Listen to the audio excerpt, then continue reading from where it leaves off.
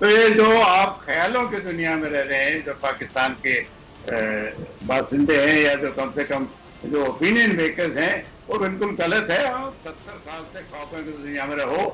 BJP और नरेंद्र मोदी 130 करोड़ भारतीयों ने इलेक्ट करके वहां पर भेजे हैं। वो पॉपुलर हैं, डेमोक्रेसी में उनका हक है, वो चला रहे हैं। कोई शर्मिंदगी किसी को नहीं है।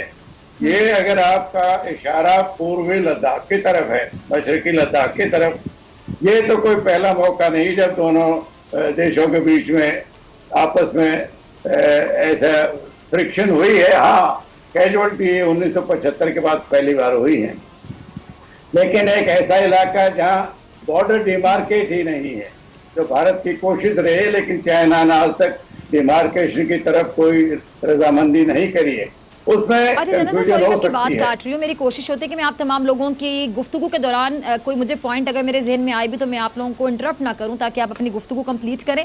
लेकिन आप कह रहे हैं कि शायद लद्दाख के हवाले से मैं बात कर रही हूँ आपसे, तो ऑलमोस्ट सारे पड़ोसी नाराज हैं। क्या वजह है? फिर कहते हैं कि वो बड़ा एक मशहूर एक कहावत कह लें, मैं ज़रा आसान अल्फाज में बोल देती हूँ ताकि तमाम नाजरीन को समझ आ जाए। हर कोई अंग्रेज़ी नहीं समझता सही तरीके से, जितने लोग टीवी देख रहे होते हैं।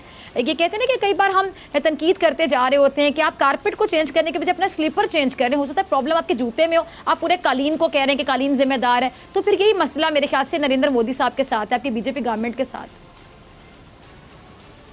देखिए, हिंदुस्तान की पॉपुलैरिटी जैसे पहले थी वो अभी भी है। जो बॉर्डर पर क्लैश हुआ है वो मैं बता रहा हूँ, करीब 900 किलोमीटर लंबा रेगिस्तान है, हाई ऑल्टीट्यूड, कोई लैंडमार्क नहीं है। क्योंकि डिमार्केशन नहीं है तो कई बार गलतफहमी भी हो सकती है। एक तरफ एक साइड उसको अपना इलाका मानती है, दूसरी साइड उसको दूसरा। जो भी कुछ हुआ है, दोनों मुल्कों के बीच में बातचीत चल रही है, नेगोशिएशन चल रहे हैं। मिलिट्री कमांडर 4 बार मिल चुके हैं, 5वीं बार मिलने वाले हैं। नेगोशिएशन होना ही एक पॉजिटिव डेवलपमेंट है, और सही। मुझे पूरा यकीन है कि इस पर रजामंदी हो जाएगी और स्टेटस को जो है था वो बहाल हो जाएगा।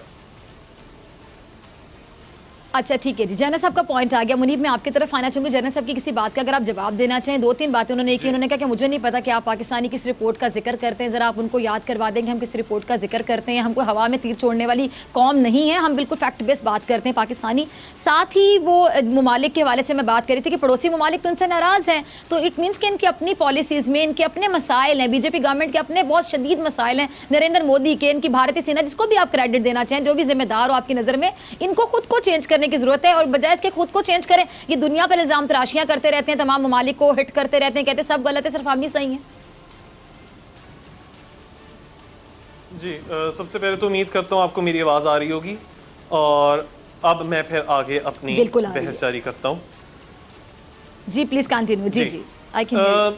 एक तो डॉक्टर फिजा जी, आपने ये बात उठाई है कि भारत को नरेंद्र मोदी और उसकी बीजेपी गवर्नमेंट की पॉलिसियों की वजह से शर्मिंदगी का सामना करना पड़ा है। अब बाकी तो आप पड़ोसी ममालिक को भी अभी एक साइड पर रखिए। ये अप्रैल 2020 में, अप्रैल में क्या हुआ था, यूएई की जो शहजादी हैं प्रिंसेस हिंद अल कासिमी जी, उन्होंने खास ये ट्विटर के ऊपर मैसेज लिखा था कि जो इंडियन एक्सपर्ट्स, जो इंडियन एम्प्लॉयज आकर यूएई में काम करते हैं, वो उधर यूएई का ही कमाते हैं और फिर वहाँ बैठकर ही मुसलमानों के खिलाफ इस्लामोफोबिक स्टेटमेंट्स देते हैं। वो उस वक्त कोरोना जिहाद की बात कर रहे थे, जौन से इंडियन वर्कर्स यूएई के अंदर काम कर रहे थे, और तब उनको यूएई की तरफ से धमकी आई थी, यानी जिसको ये लोग चेतावनी कहते हैं, उनको दी गई थी कि हम आपको मुल्क से बाहर निकाल देंगे इंडियंस को, अगर आप लोगों ने अपने तौर तरीके दुरुस्त ना किए। सबसे बड़ी तो शर्मिंदगी की बात ये थी कि यहाँ तक कि नरेंद्र मोदी को भी ट्वीट करना पड़ गया कि हम लोग इस तरह से इस्लामोफोबिया या इस तरह की हरकतों को या डिस्क्रिमिनेशन को, xenophobia को कबूल नहीं करते।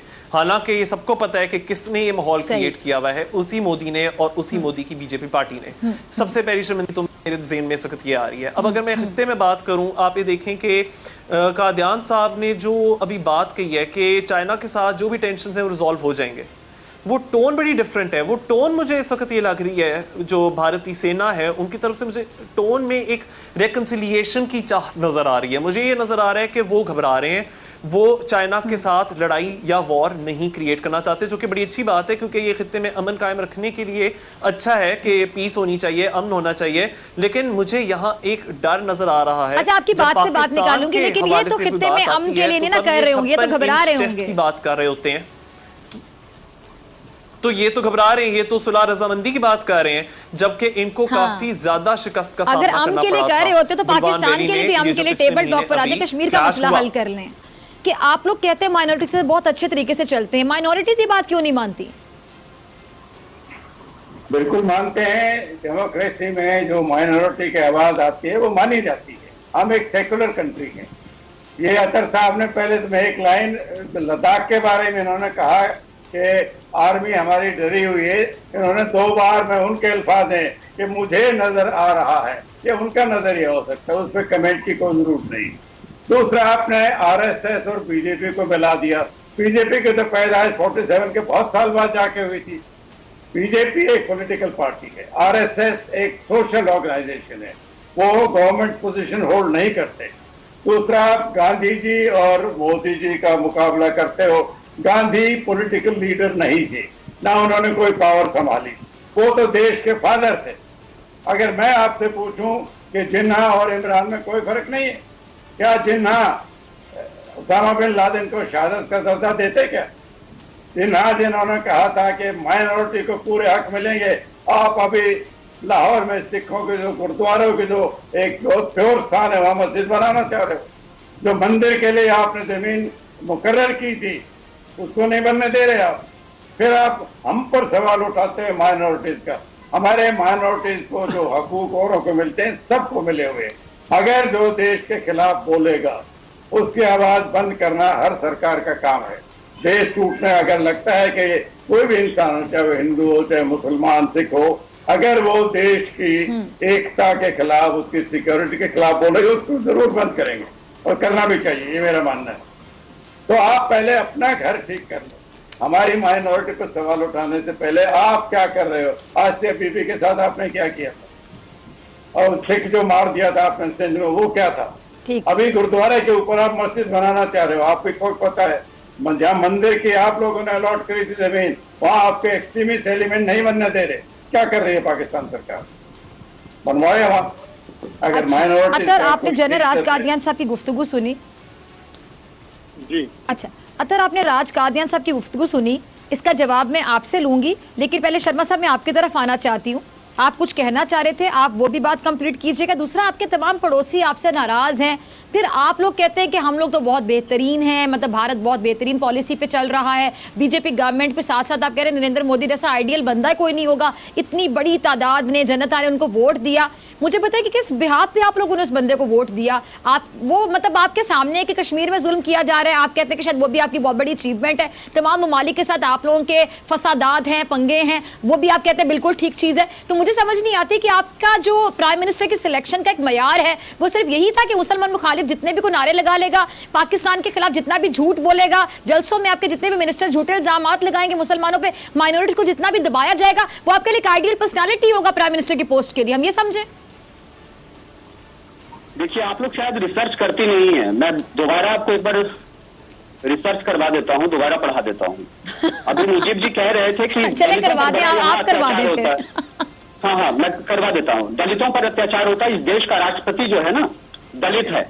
उन्होंने कुछ अखबारों का जिक्र किया, एक अखबार का जिक्र किया। उनको जानकारी नहीं होगी कि 130 करोड़ की जनसंख्या में 15,000 से ज्यादा अखबार यहाँ छपते हैं, 15,000 से ज्यादा। उन्होंने एक अखबार का जिक्र किया, किसी एक रिपोर्ट का, किसी एक दिन का, किसी एक मिनट की रिपोर्ट का जिक्र किया। उन्होंने कहा माइनॉरिटीज पर यहाँ जुल्म होते हैं। इस देश के राष्ट्रपति कितने बने हैं माइनॉरिटीज में, आपको जानकारी होनी चाहिए। अब्दुल कलाम साहब, याद है किसी को? The missile man of India. Zakir Hussain साहब, याद है आपको? मोहम्मद हिदायतुल्लाह, और नाम बताऊं आपको? फखरुद्दीन अली अहमद साहब। इतने तो हमने राष्ट्रपति दे दिए जो माइनॉरिटीज कम्युनिटी से आते हैं। आप कह रहे माइनॉरिटीज पर जुल्म होते हैं। राज कादियान साहब ने सही कहा कि अगर कोई भी देश के खिलाफ बोलता है तो वाकई में उसकी आवाज को बंद करना पड़ेगा, और चाहे वो गोली से बंद हो, चाहे गोली से बंद हो, बंद होना ही पड़ेगा। सवाल उठाया गया नरेंद्र मोदी की पॉपुलैरिटीज पर, सवाल उठाया गया हिंदुस्तान पर। हिंदुस्तान में यूएनएससी के सिक्योरिटी काउंसिल के लिए अभी वोटिंग हुआ है। 192 देशों में से 186 कंट्रीज ने इंडिया के फेवर में वोट किया। ये वोटिंग बताता है कि पूरे दुनिया में हिंदुस्तान किस पायदान पर खड़ा है। ये रिकॉर्ड है अपने आप में, पढ़ लीजिए आप हिंदुस्तान के बारे में। अब तक इतने वोट किसी भी देश को यूएनएससी में नहीं मिले हैं। फिर आप कैसे सवाल खड़ा कर सकते हैं कि हिंदुस्तान में की लोकप्रियता कम है? आपने कहा कि नरेंद्र मोदी केवल कुछ लोगों के वोट से बने हैं। नरेंद्र मोदी की ट्विटर पर फॉलोअर जितने हैं उतने तो आपके देश की जनसंख्या भी कायदे से नहीं होगी। जितने फेसबुक पर फॉलोअर्स हैं आप देख लीजिए, क्या बातें आप करते हैं।